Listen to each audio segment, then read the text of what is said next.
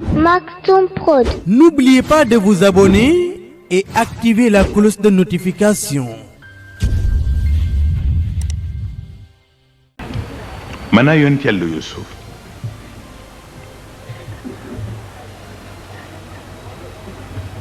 dañu wax ni yonent yépp ci ñi ci gën a soof mission la bokk.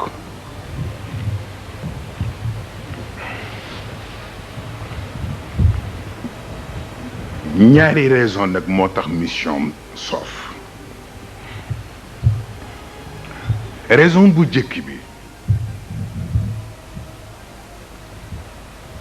mooy ñaari yi ko séq.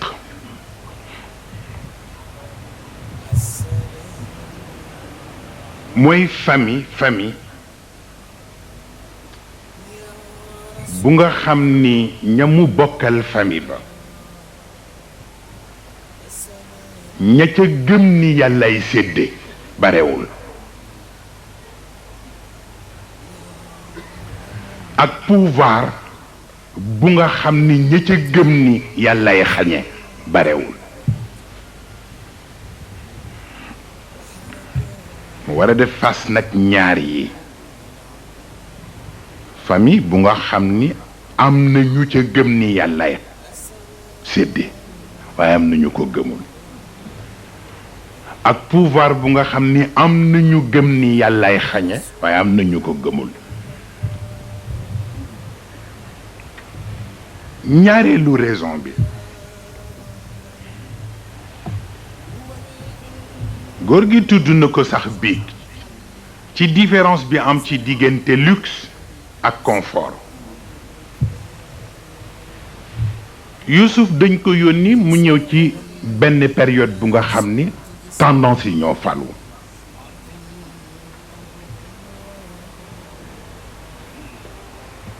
donc amilu tamyiz moom la yàlla jox Youssouf pour mu jëfante ci ak ñi mu taseel. mais moom en tant que yonent amilu tamyiz du ko servir. amilu tafdil moo koy servir. amilu tamyiz ni nga koy firee mu yomb mooy li nga bokkuleeg nit ñi te ëpp leen te man ci am waaye bu nit ñi dee summi seen bos it nga summi sa bos. mu dellu ci confort yi. amilu tafdil nag kenn ku ni dafa am looy rawe ña ca des. bu summi jotee it loolu doo ko mën summi.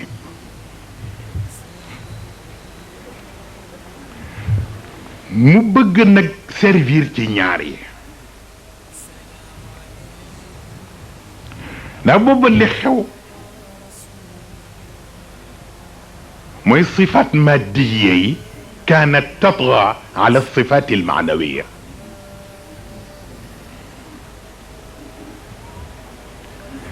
diwa jekk waay moo xew booba waaye diwa jekk waay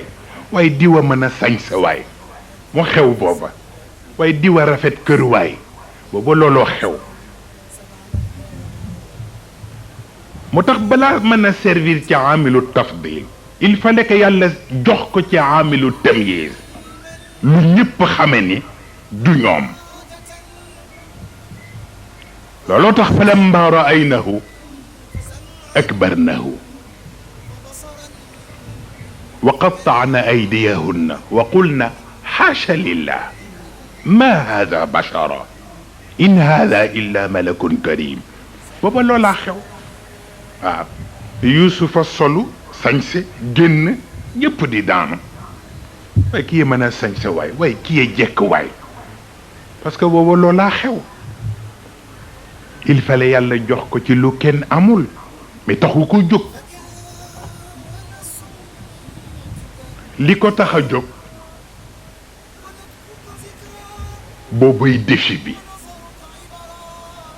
ngeen baal ma ngeen déglu point boobu. nit ñi dañuy jaawale défi ak opposition.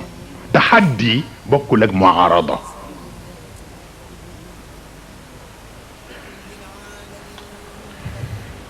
baayam Yaaqub daj na lu ne ndax ñaari tendance yooyu góor gi tudd bi te jóge ci ñaari doomu Ibrahim yi Ismaïl ak la tukkee ci ñoom muy côté arabe yi Ishaq ak la tukkee ci moom parce que bu ñu nee côté arabe yi ci la yonent bi génne Ishaq ci côté li ñoo tuddee système yi ñëw yëpp juif yi dugg ci chrétiens yi dugg ci côté Ishaq la donc ñaari tendance yooyu moo taxoon Yaaqub sonn parce que dafa bëggoon réconcilier moo tax ñetti religion yi mu tudd ba tax ñu tudde ko ni moom mooy Israël moom Yaaqub réconciliation boobu moo tax mu sonn ca nag lool daj coono bu ne pour réconcilier ñooñu aussi pour préserver li Ibrahim indi woon léegi nag jur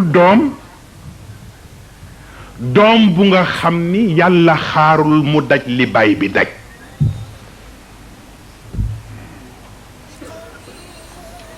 foofu sew la jur doom te yàlla xaarul doom ji daj li baay bi daj mu seddu ko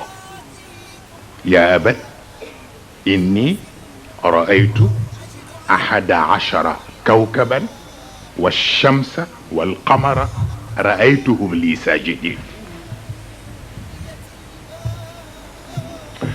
waaye booba gént gi sax leeragul pour Yaaqub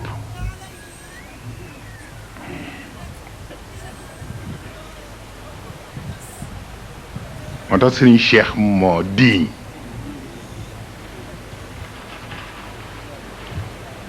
sujjóot ba mu firee ko accolade kenn mësul dégg loolu ndax it bàyyi bu sujjóotal doomam surtout bu dee ci péncu aada boo ko waxee noonu ñi koy dégg dadul bare moo tax mu effacé baatu sujjóot bi tudde ko accolade illa xaajatan fi nafsi yaquba qadaha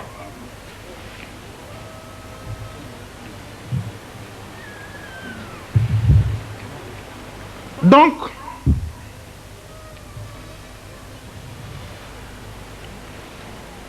baat boobu parce que Yaaqub dañ ko sédd ci turu yàlla bi ñoo tudde alfaa'il Yuusuf mi doom ji ñu sédd ko ci turu yàlla bi ñoo tudde alqaabil Yuusuf dafa ñëw rekk ànd ak tawfiqam ñu sédd ko mu indaale moo tax Yaaqub Yuusuf rekk la soppoon mais seen relation neexul woon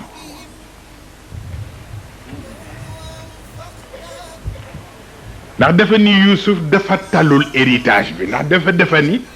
falamma raaynahu akbarnahu wa qatta'na aydiyahum jigéen ñi di daw fii di daanu ndax moom pouvoir bi nekk fële di ko jéem a xëcc ndax compétence bi ci moom mu defe ni nag looloo nekk ci bopp bi ba bëgg mu ñëw daj li mu daj fàtte inni raaytu ahada ashara kawkaban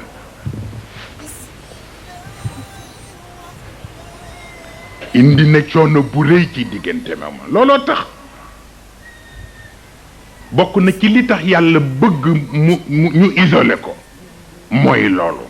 ndax bu fi desee noonu digganteem ak waajuram dana gën doy waar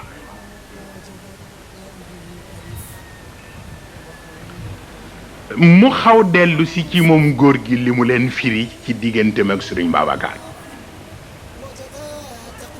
keroog bi ko Sëriñ Babacar wooyee te am lu mu ko sant te mu ni ko ma làng maanaam waxul ma lank waaye def ni defuma ko nee na góor gi yëg ni defu ko mu woowaat ko ni ko defoon nangam bi ma la waxoon de mu ni ko defuma ko de mu ni ko waa demal nga def ko nee ma dem defuma ko nee ba mu toog nag ca ñetteelu yoon ba nee na ma xam ne dama bëgg a tiiñal nee na mu woo Serigne Alioune Gueye woo Serigne Moussa Niang woo Soxna Sukan woo Soxna Umul Xëyri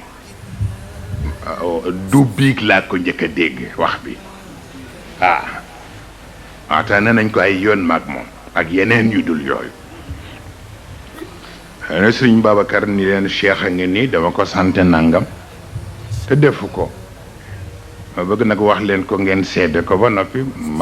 bu ko dee def mu wax ma bu ko dul def ma xam ne mu ne ko est-ce que laaj nga ma lu tax defuma ko nga ma tax kilifa ku yebu di tey ci moom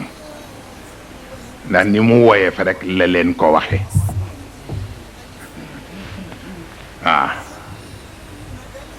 xam nga mu ni parce que dama ca xam am élément yoo xam ni moom amu ko ca loolu la leen wax biig waaye man ba mu ciy waxtaan ak man def ni ma daf ma ko sant en tant que père de famille te santuma ko en tant que guide te père de famille nag jeex na sama digganteeg moom nekkatul père de famille ci man guide rek la mënoon nekk ci man waaw ni looloo tax defuma ko waaw mu mel ni baat bu doy waar la xam nga bu fekkee ni ki nga xam ni moo la jur mooy sa sëriñ xàmmee kañ la nekk way jur ci yow ak kañ la nekk sëriñ lu jafe la ñaari rôle yi dañuy gaaw di duggante moo tax li muy jur ay yu doy waar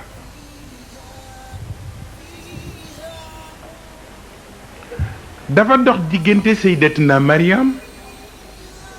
ak Zakariya Zakariya mooy parrain ci wàllu famille mais aussi sur le plan mystique dafa mel ni moo nekkoon protecteur am comme li ma waxoon soxna yu jigéen yi ci seen colonie de vacances bi ni jigéen pour ñu mën ko dimbali mu amee personnalité ak dignité bi ñu soxla moo tax foog ñu wutal ko structure ci biir structure bi ñu créer ko benn environnement boobu nag ñu dajaleel ko élément yi tax muy construire personnalité am dignité par dignité xam nga Sayyidatina Mariam bi mu demee ba structure bi am environnement bi it mu créer ko boppam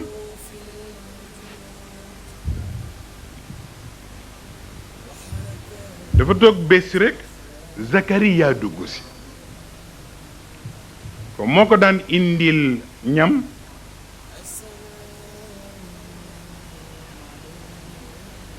mu ñëw dugg si bi yoon fekk fa ñam ngeen déglu baat bi comme kenn ku dul moom daanul dugg pour jox Mariam ñam te bi yoon mu dugg si fekk fa ñam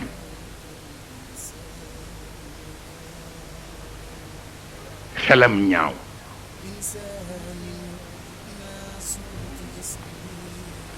mais li tax xelam ñaaw yàlla ko nattoo ndax foog gi mu foog ni kudul moom warul mën a servir Mariam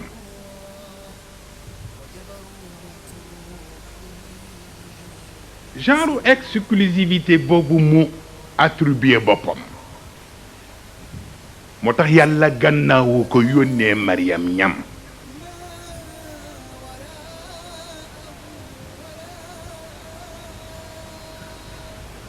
mu jur ci moom fiir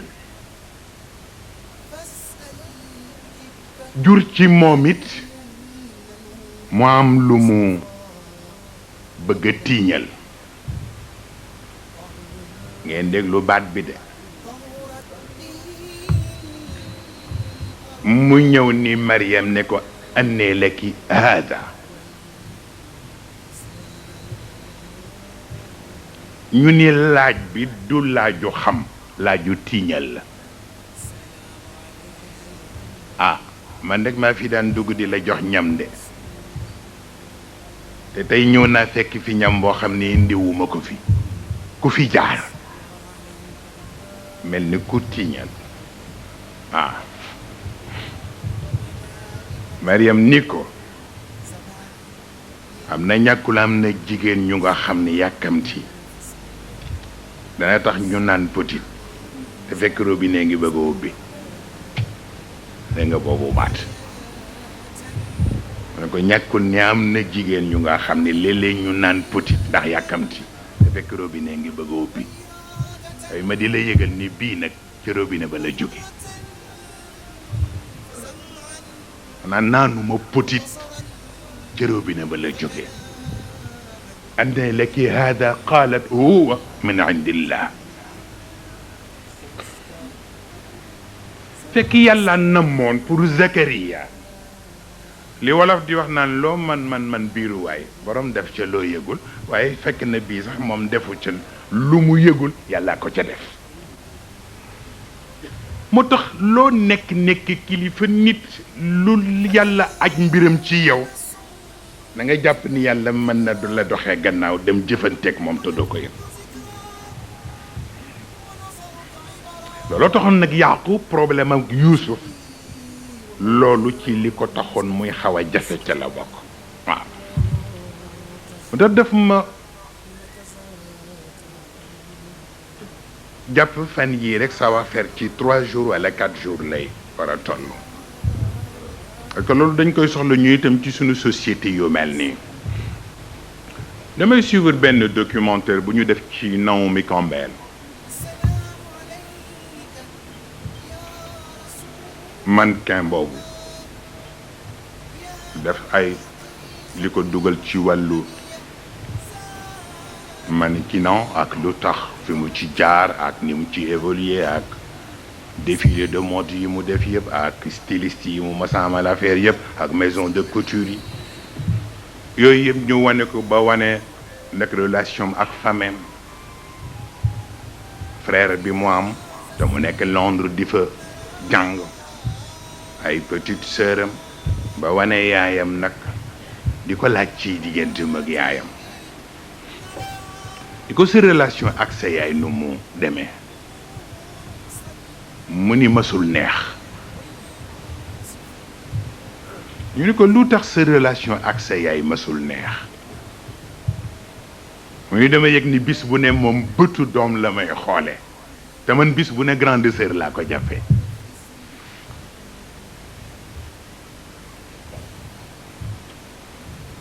loolu danay faral di compliquer ay relation am doom fekk wéyju rekk nga ci moom te nag bis bu ne nga gis ni doom nga amal affaire yow ndey bi te moom fekk grande sœur rek la la jàppee léeg-léeg dina faral di diisal relation soxna yu jigéen yi ak seen ndey waaw lu mel noonu it moo posé wu ci Yuusuf ak Yaaqub ngeen déglu ko bu baax parce que Yuusuf jàppewul woon Yaaqub muy bàyyi grand frère la ko jàppe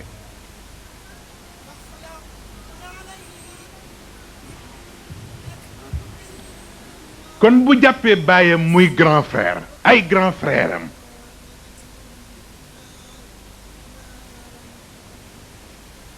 foog crise dana dugg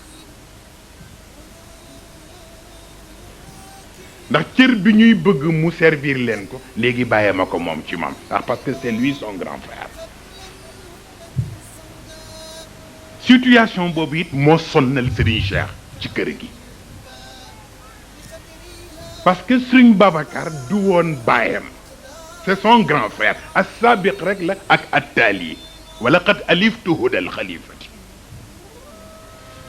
qabla kawni janinan id araahu wa id yarani bi nuuri al-ghaybi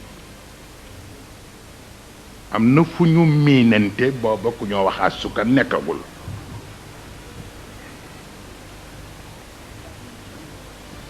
moo tax bi mu ñëwee fii dafa jàpp ni grand frère la ci moom waaw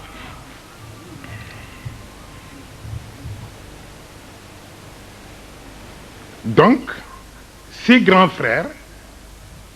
foog dina am benn lu posé wu parce que pour lui il n'a qu'un seul grand frère mooy Serigne Babacar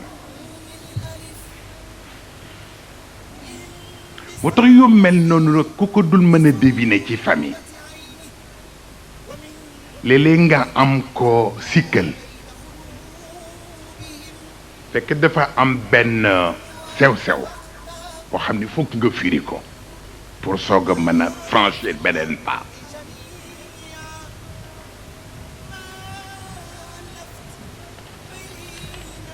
loolooy tax par exemple lu tax yàlla ni mu séddee tafawut bi mu def xam nga hal tara min xalqi hal tara fi xalqi rahmani min tafawut xam nga boobu ñëw na ci suratul mulk mais kooku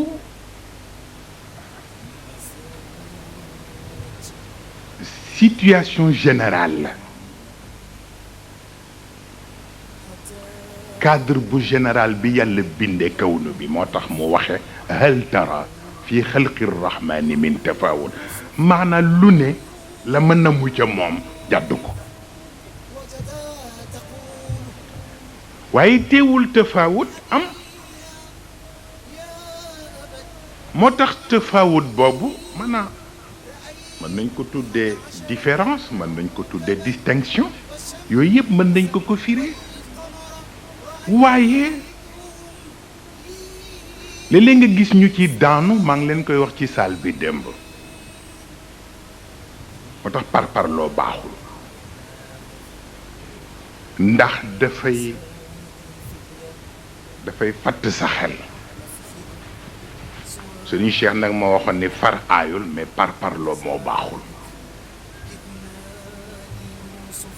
xam nga tilka rusul faddalna baadahum ala baad ñi koy firee ni yonent yi dama am ñu ma gënal ci ñi ci des boo firee baatu gënal rek àdduna tukki parce que yonent yi kenn mënu cee gën sa morom parce que ñoo bokk fu ñu jóge ci wàllu sédd kon faddal na doo ko firi gënal yaa ngi koo firee jagleel naa kenn ku nekk ci jamono bi nga ñëwee ak li nga taseel ak contexte ba seet naa la ca war ma jagleel la lu ànd ak loola mu tax kenn du fi indi baatu ngëneel am na ku nga xam ni ñamu bokkal mënu leen a gën mais ku ci nekk nag am na lu ñu la séddee nga mëne ko te ñeneen duñ ko mëne te yóbbaale ñi ca des waaw loolu tax ñu indi tafawut boobu ci abajada alif ba jiim daal ci ni yàlla bindee alxalq hal tara fi xalqi rahmani min tafawut alif ba jiim daal alif bi nabaata ko moom baa bi xayawaana ko moom jiim bi al insaana ko moom daal bi annabi moo ko moom jeex na alif mooy benn baa mooy ñaar jiim mooy ñett daal mooy ñeent donc gàncax benn ngëneel lañ ko may loolu la gëne al jamaad jamaad mooy les minéraux donc les végétaux li ñu gënee les minéraux moo di man di développé wu ñu di ko gis te bu dee ci cadre doj développement am kenn du ko gis mu évoluer ni nga xam ne noonu la plante di évoluer kon alif boobu moom la nabaat fexe ba gëne ko aljamaad alxayawaan ñu jox ko baa am na ñaar te mooy am na numu am na xis jur dana développé wu ni plante di développé mais dina am yëg moo tax boo ko dompee mu yëg ko boo dóoree yat mu yëg ko parce que yëg-yëg baa tax loolu la ëppalee an nabaat nit ñëw en troisième position ñu jox ko jiim mu am ñett yu tax mu raw yii dana développé wu dana yëg dana wax soxlaam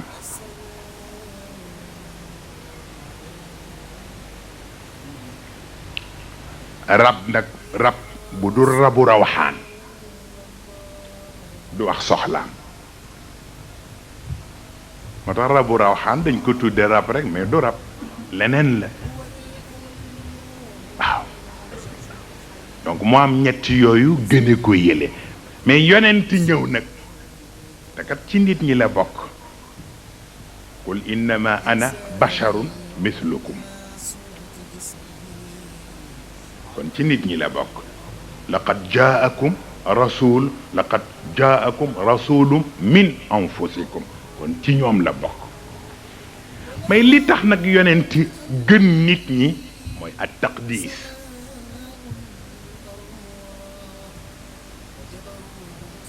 maanaam duñu am benn genre excellence waaw benn genre excellence bu leen yàlla jox sont presque parfaits booba ngeen bàyyi ci xel les prophètes sont presque parfaits parce que bu ñu amoon parfait ba mu jeex toog place su yàlla te góor gi wax na leen fii ni azzatul ilahiya la tatajazza looloo tax les prophètes sont presque parfaits ndax qadaasa bi ñu leen sédde moo tax looloo tax sax fa lamma raaynahu akbarnahu wa qattaana aydiyahunna lu yàlla sédde ci jamaalam rekk la parce que allahu jamilun yuhibbul jamala fi kulli shay'in yàlla dafa taaru bu sañoon lu ñëw ci kanamam rek am boobu taar si waaye bi ci des it mooy ci wàllu alkamal bi tax ñu wax alqadasa alkamalu lillah kon ku ci am ci yonent yi moom moo la sédd daf lay sédd rek waaye nag jógewoo ci moom mooy li mu wax ci waxu Maodo boobu ci xilaasu dahab mais li tax ñuy am qadasa ñoom yonent yi mooy lenn la mu di al axlaaq al ilahiya maanaam jikko yi yàlla tënk def ko ci diine yi yonent yeen ñi ko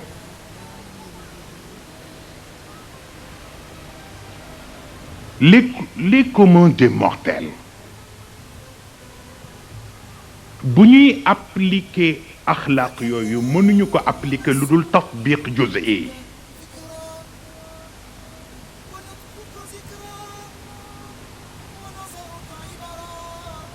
mën nañu ko appliquer ba am tiers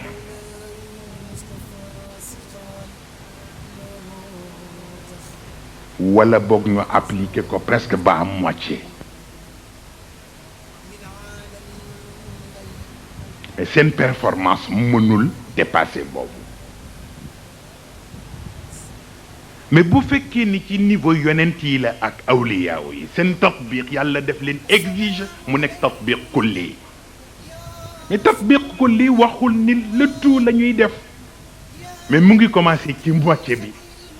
ba keroog ñuy am presque ñetti tiers yi ba foofu mën nañu fa yegg mooy li ñu tàgge Isa ibnu Maryam ba nga xam ni li ñu tudde ci wàllu jikko yi ñuy jox nit yépp bu ñuy wax ci niveau moom Isa waaw ga ñuy jox yàlla moom lañ koy indil bosam rahma bu dee ci yàlla ñu ne rahamut raghba ñu ne raghabut rahba ñu ne rahabut parce que boobu mooy sommet bi waaw mais am na ci ñu nga xam nag yéeg nañu ba presque parfait. Maktoum Prod. N'oubliez pas de vous abonner et activer la cloche de notification.